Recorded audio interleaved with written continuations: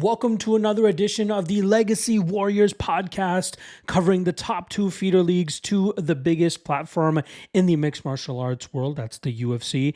And this week, it will be the first event of 2025 for Cage Warriors, as Cage Warriors 183 goes down in Rome, Italy, headlined by a double headliner of title fights.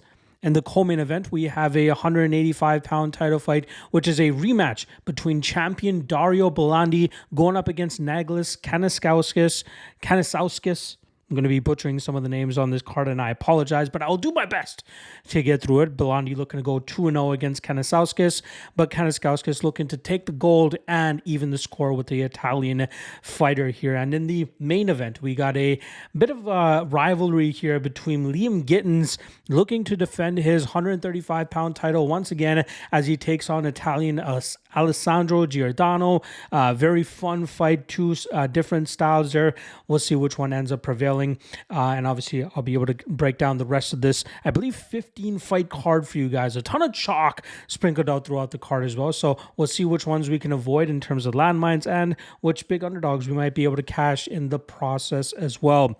Reminder, this is a big weekend for the MMA world. Not only does it culminate with the UFC 313 pay-per-view headliner with Ankalaev and Alex Pereira on Saturday night, but Saturday afternoon and morning is going to be littered with a ton of regional events taking place strictly on the European side of things here. We got KSW 104, OKTAGON 68, and then obviously Cage Warriors 183, which I'll be breaking down for you guys right now. But those first two events, KSW and OKTAGON, are broken down on my Patreon page strictly in written form. I only have so much time in the day to record videos for you guys. So if you guys want access to those written breakdowns for OKTAGON and KSW, not to mention all the tracked plays that I'll have for this weekend for all of the cards that I just mentioned, check out the MMA LOT and Patreon page. Link in the description below. Let's try to cash some tickets and have a profitable weekend. All right. Let's get right into breaking down this 15-fight card going down, like I said, in Rome, Italy, the first Cage Warriors event of the year, the first of 4 events taking place in March, if I'm not mistaken. So a busy month for Cage Warriors. So let's get things started here. Won't take too much time. We'll quickly gloss over pretty much every single matchup. All right, first up, Kevin Caperna coming in at plus 350, going up against Jordan Molinari, coming in at minus 450. Caperna is a BJJ blue belt who went 1-10 as an amateur. He's now 1-1 as a pro, although his last defeat came against a fighter that was 0-4. He doesn't look threatening, very low level all around. Molinari, on the other hand, is an aggressive grappler who had a win in his Cage Warriors debut back in September by pulling off a solid upset against Matthew Friel. Very solid scrambles, very good grappling in that matchup, and I think he'll be able to showcase that once again here, which is why I think he comes through with relative ease as chalk against Caperna. Next up, Nico Ceraglia coming in at minus 915, going up against Mirko Negrisoli coming in at plus 615. Ceraglia took a little bit longer than I expected him to get rid of his last opponent, but he finally got the finish in the third round. Solid all-around fighter, good athleticism, decent grappling, good striking as well, but I think grappling is likely where he ends up doing his best work. He goes up against Negrisoli, who's 1-1 as a pro. Not really understanding why Cage Warriors is bringing him into the fold this early. Doesn't seem to have much skill. Seems to have the basics of the striking game down, but seems like Ceraglia should be able to do whatever he wants here. I think the path of least resistance would be to take this fight to the ground immediately and utilize his strength and athleticism and just overpower Negrisoli on the mat and eventually find a finish there. But I think he rolls through this matchup with relative ease. Next up, Ricardo Sartirana coming in at plus 300, going up against Francesco Tumminiello coming in at minus 400. Ricardo, I'm going to go with first names here just to be on the safe side. We're going to go Ricardo in his lone professional fight. He came up short against a fighter that was much superior grappler, got him down to the ground immediately and eventually worked to a dominant position and got the finish. So Ricardo comes from a kickboxing background, just like his counterpart counterpart here in Francesco, who is a solid kickboxer as well. Doesn't have any pro or amateur MMA experience at all, but has been training around with a ton of different gyms, from the All-Stars training camp to Bang Tao Muay Thai. He's even mixed it up, I believe, over there at Soma in Bali. Has a ton of, even with Manchester top team as well, with Carl Prince.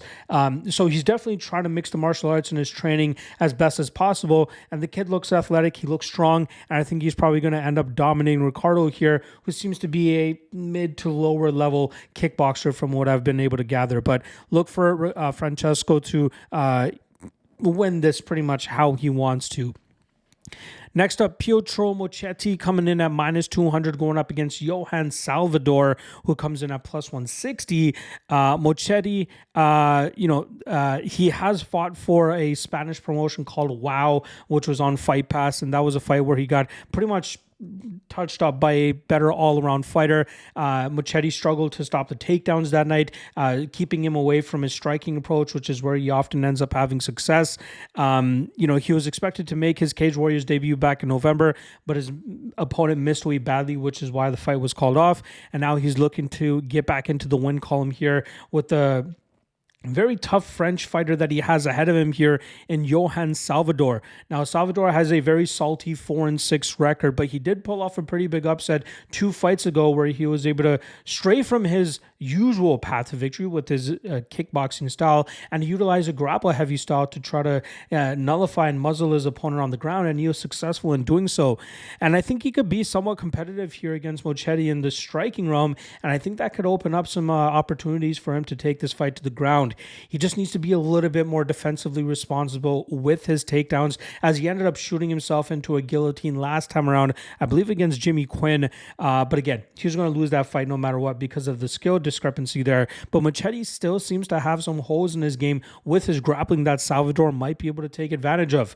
Again, I'm not a fan of recommending plays on guys with losing records, but you have to look at stylistic matchups here, and I feel like Salvador is a kickboxer, so he should be competitive there, and if he can showcase some of that grappling like he did in his last victory, he should find some success here and be able to pull off the upset. So I'm going to go Salvador by decision, and I don't think a +160 shot is a bad idea.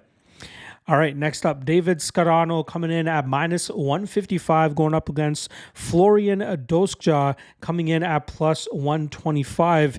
Now, Scarano is a BJJ black belt who has a 1-3 record in the Cage Warriors promotion, and has pretty much lost the majority of his minutes inside the cage. And even that fight that he won against Fran Breen, that was a fight where his opponent had a bad mistake. Scarano was able to take advantage of that and eventually find the submission to get the win. He's scrappy. He's durable. He's tough to put away. He likes to continuously move forward. His takedown approach is usually not that conventional, which makes it harder for him to get fights into a realm where he feels most effective. But he's tough. He's scrappy. And again, that BJJ black belt will pay off for him in most matchups. He's going up against a very athletic and, a fighter in Doskja who has some solid potential, in my opinion. This will be his third fight with Cage Warriors. He ended up coming up with a victory last time around over Christian Tebet, showcasing a solid all-around game over the course of 15 minutes. Utilized good takedown defense, good striking, good combinations, good speed, stinging power, busted up Tebet a little bit as well, and even showed some solid work from that top position when he was able to get takedowns. I feel like he is the more complete fighter here against Scarano, and I think that if he just minds his P's and Q's, utilizes that movement and combination striking we saw from him last time, he should be able to stop the takedowns of Scarano. He should be able to utilize that aggressiveness against Scarano here and kind of counter him anytime Scarano tries to crash the pocket with recklessness. And I think that was Doskja actually landed better and more freaking shots, which will allow him to win this fight on the scorecards. It's going to be a little bit sweaty considering the durability and forward pressure of Scarano, but I don't think Scarano is good enough in the striking realm to cause Doskja too much trouble there. It's all about Florian being able to keep this fight upright where he should have the advantage. On the ground, I think he should be okay, but that's obviously, playing with fire should he find himself on the mat here. But I'm going to go with him to outdamage Scarano and pull off the upset.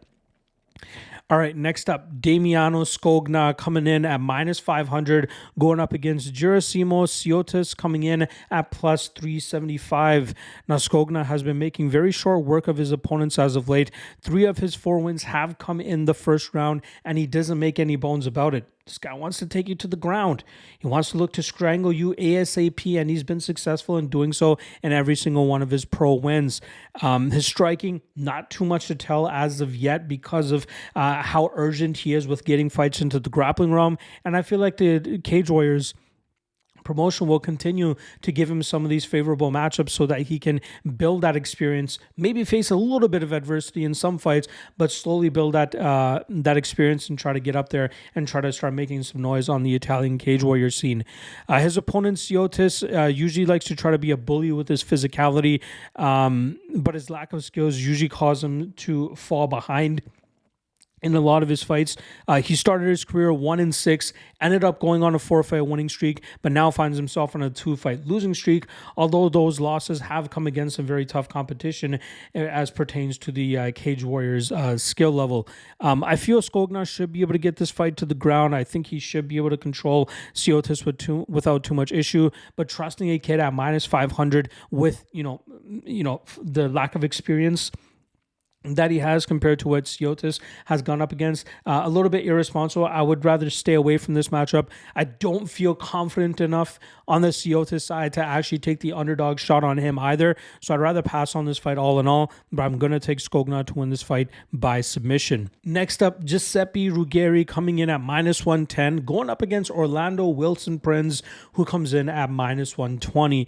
Now, Ruggeri will be away from the cage for over a year once he steps in the cage this weekend, but at least it wasn't as long as the 2-year layoff he had going into his last matchup against Amaury Jr. Jr. was able to do a good job in terms of keeping that fight competitive, and then it seemed like the ring rust really started to catch up to Ruggeri in the second round, where he ended up falling behind and got TKO'd at the ending of the second round. But Ruggeri is a very physical and strong fighter that normally looks to take his opponents into the grappling realm and smother them with that top pressure, keeping them in bad positions, and then eventually work into positions where he can get finishes or grind his opponents out.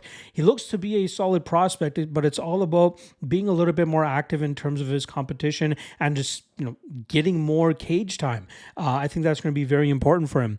He's going up against Orlando Wilson Prins, who's was supposed to fight back in November against Thomas Paul, but Paul unfortunately pulled out on fight day, and Prins was unable to compete that night.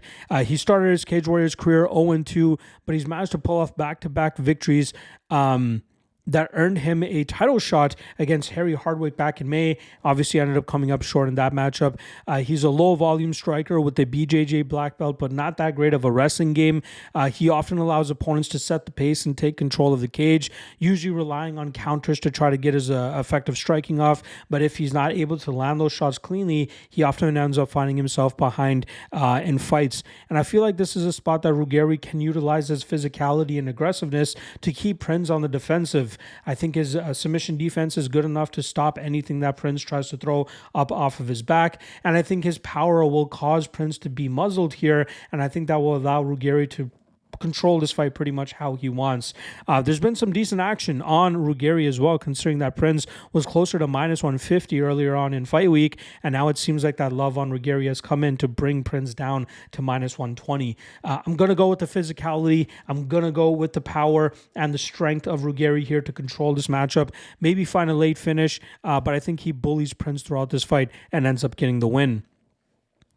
All right, next up, Simone Patrizi coming in at minus 110, going up against Adam Shelley, who comes in at minus 120. Now, Patrizi, very solid power puncher. This guy relies heavily on crashing the pocket and getting his opponents out of there. 4 of his 7 wins have come by knockout. He's 2-2 with the promotion. He had a comeback victory in his first win against Ermel Jafari. That was a fight where he was down in the first 2 rounds and ended up coming back and putting the power on his opponents. Then he ended up losing a main event to a fighter that already had a win over him. He bounced back with the win over an aging Brazilian veteran. And then Last time around, we saw him actually get a little bit too reckless and end up getting countered and knocked out. He goes up against Adam Shelley, who's 5-4 now.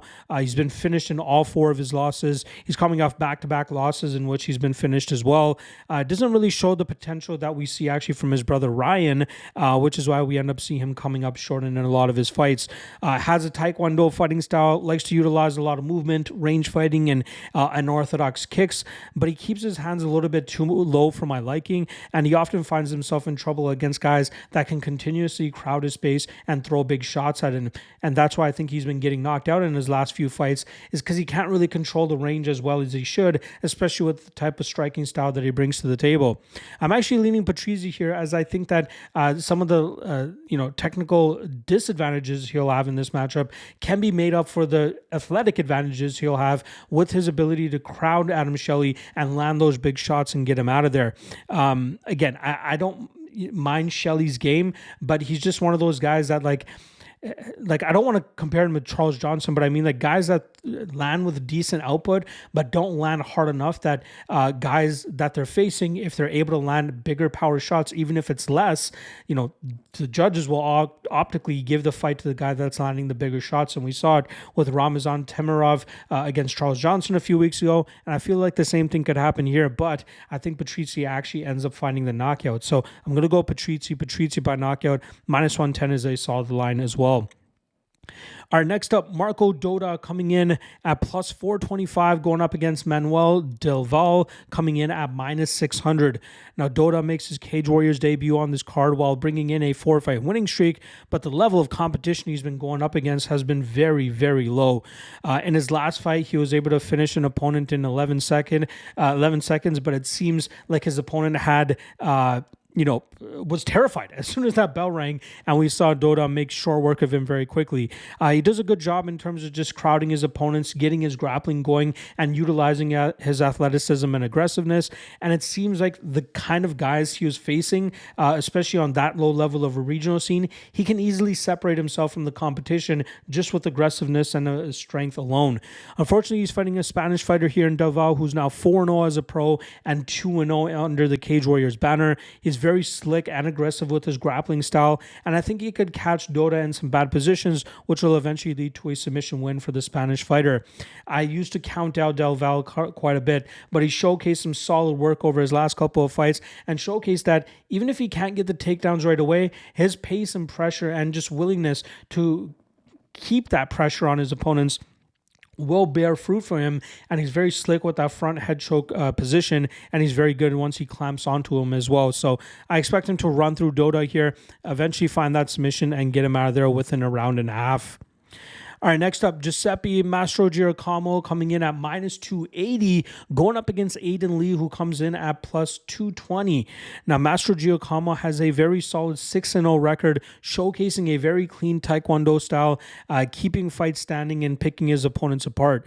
He uses solid speed and angles to create openings for himself to really land those big shots and hurt his opponents. And his takedown defense is very much improving, which is bad news for his opponents as they'll have to deal with this guy purely on striking.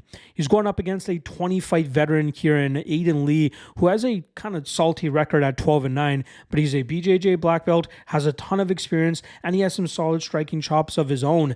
I think his aggressiveness in the BJJ realm has caused him some issues, most notably in his last fight where he got submitted by, I believe it was a Danish fighter, but I think he's still very live in this matchup to pull off the upset. He may not need the conventional takedown to actually get the submission here.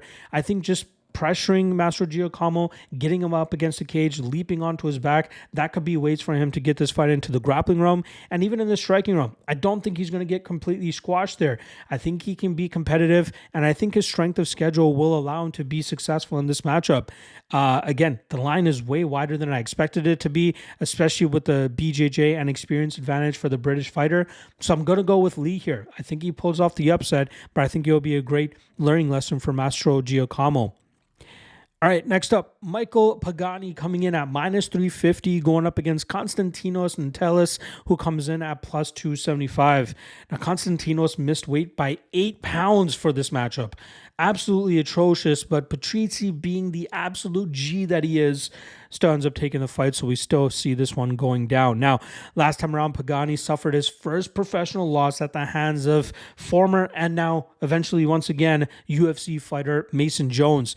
It was pretty toe-to-toe for the first 6 to 7 minutes before Jones's pressure started to break Pagani and we saw him start to pull away, but the durability and just sheer will of Pagani kept him in that fight to eventually see the scorecards. He's very physical, he's very athletic, has a solid amount of power as well, and can really grind opponents out with his strength and grappling if he needs that too.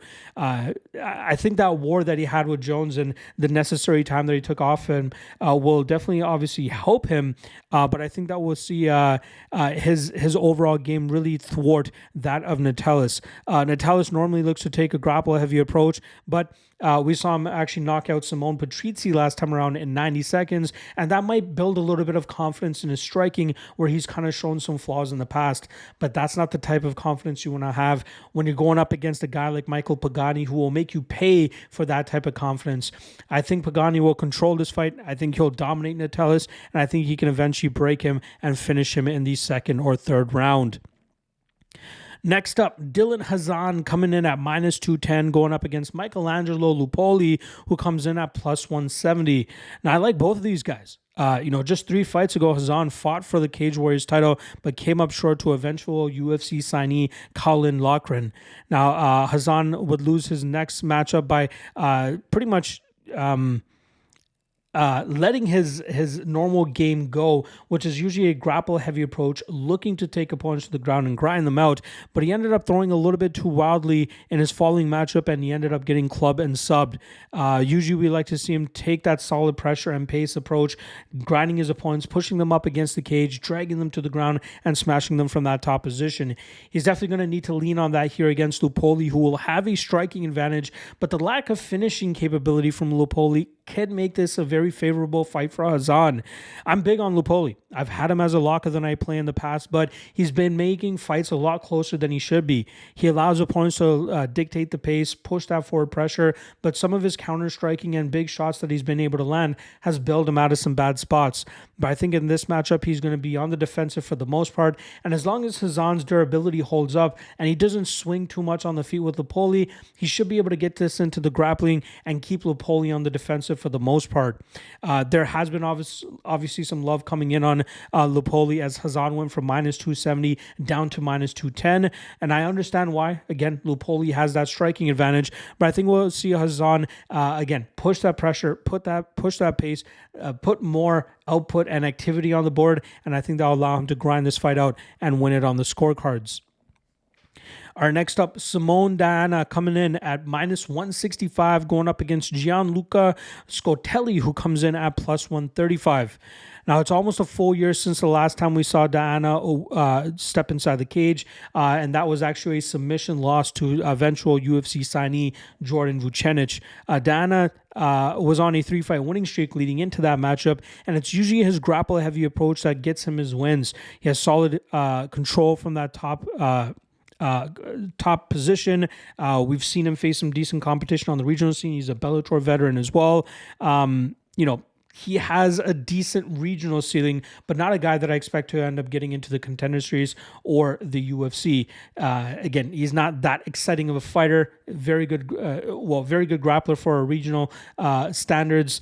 And he's going up against another guy who's a bit of a grinder and a grappler as well.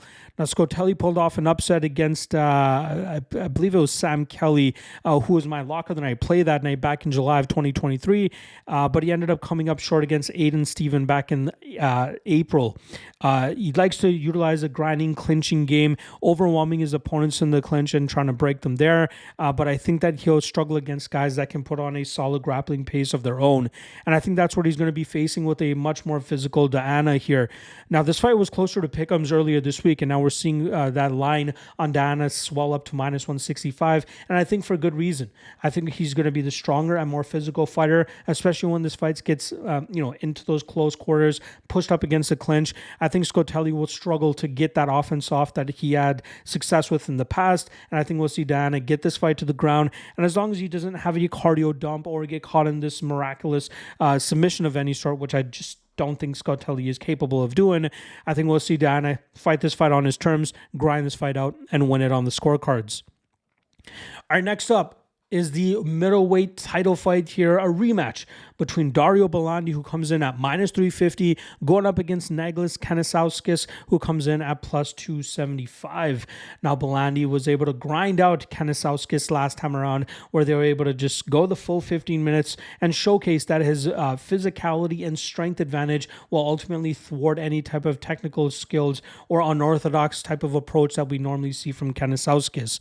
Bellandi has some decent power in his shots, but if he's not able to knock his opponents out, he'll drag them to the ground and utilize his jiu-jitsu to either find that finish or establish a dominant position and hold on to some solid control time. He's been getting some solid experience going into deep waters against some tough opponents. He got that win over Mick Stanton, which is obviously very helpful for him. And the only loss on his record is to Will Curry, which I would love to see them run it back, as I think that Bellandi could actually come out on top this time around with the experience he's been able to garner. Kanasauskis is now riding a 2-fight winning streak after that one loss that he had to Dario Bellandi.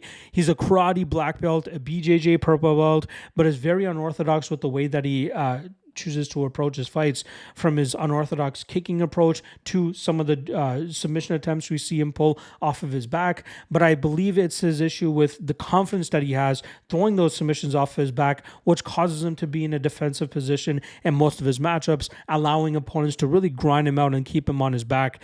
Even in his last matchup where he was able to get the victory, he was getting grinded out from that top position, but he miraculously was able to pull off a submission in that second round.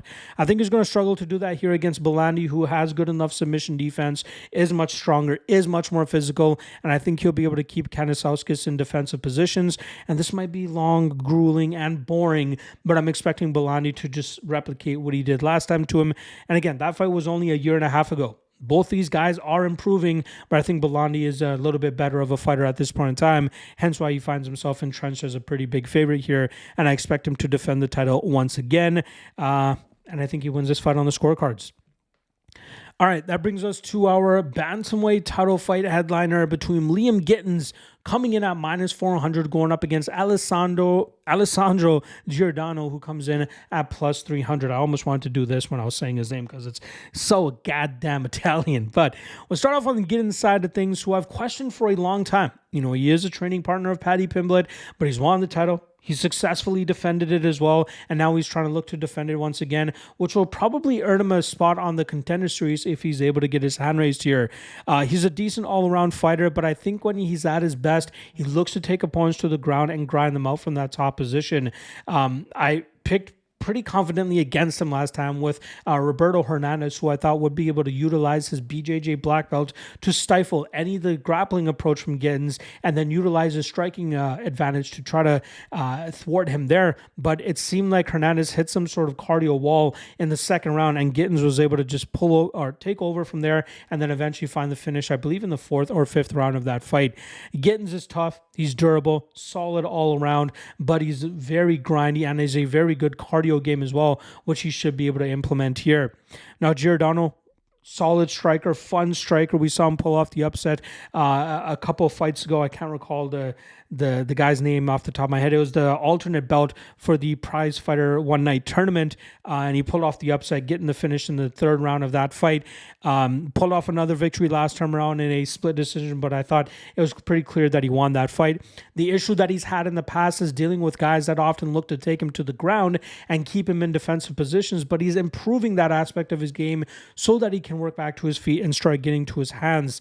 But I think he's going to struggle to do that here against a guy in Gittins who will continuously push the pressure, push the pace, keep him on the defensive, pushing him on the cage, dragging him to the ground, mat returning him, utilizing his cardio and his pace to really keep Giordano on the defensive.